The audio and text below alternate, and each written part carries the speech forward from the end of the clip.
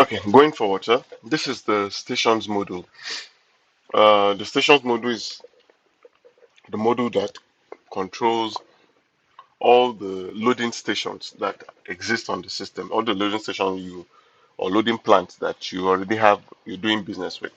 So when you click on the stations module, just like I did on the left, you have a breakdown of all the loading stations. Honeywell Apapa, Oando Apapa, Total T1, Abule Ado, and the rest. Then you have their email. If there's an email address that you use to communicate with them, you have a telephone number, their loading charges for each one of them, then address. Same way, very similar to what we saw the other time. If you need to add a new station, you click on this add station button just here. Once you click on that, it takes you to a new page where you'll be able to add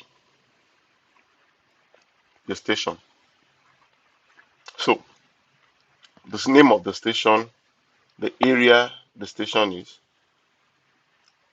what's it called? Their email, telephone number, loading charge, and probably if a more descriptive information about the address. So, for example, let's add a station, Ikoro, Ikorodu T5, Ikorodu. The email address ikorodu@gmail.com. Phone number 08045. Just these are just dummy numbers. We remove all of this information. Loading charge 21,000. Address. Um, you can then say 55. What's it called? Or by Ikorodu Road. Then you click on Add Station to save it. So once you click on the Add Station, it saves it and then adds it to the list of stations that we already have in the system. So this is our Ikorodu T5. Ikorodu@gmail.com. The what's it called? The loading charges, the phone number, their email, and the address, the main address that they belong to. But we'll just remove this so that we don't corrupt the information on the system.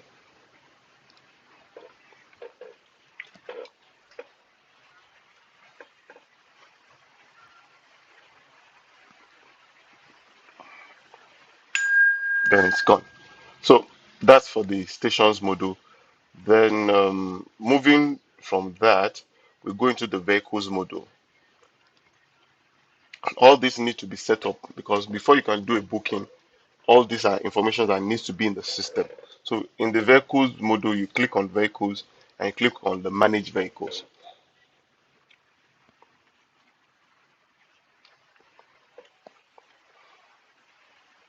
So these are the vehicles in the system. Vehicle, their image, if you have their image, the maker, the vehicle model, the vehicle type, the trucks, color of the vehicle, the license plate.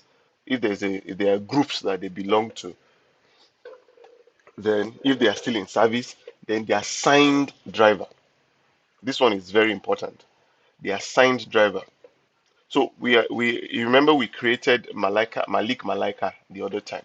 So uh, we then once a vehicle is created, you can then assign it to a particular driver in the system. So let's demonstrate that first. This is how we had a new vehicle.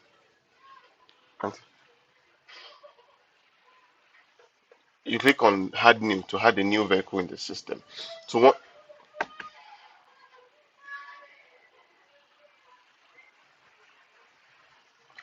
So once you click on that, it brings you to this page where all the information about the vehicle is. Now, presently we have just vehicle Stralis here, but you can then create a new name. Okay, sorry, we only have a vehicle Stralis based on these are based on information that I got the other time.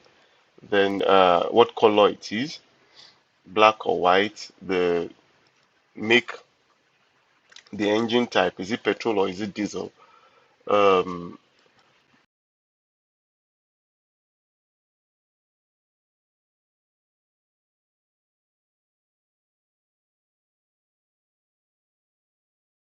are just dummy information that not all of them is necessary per se.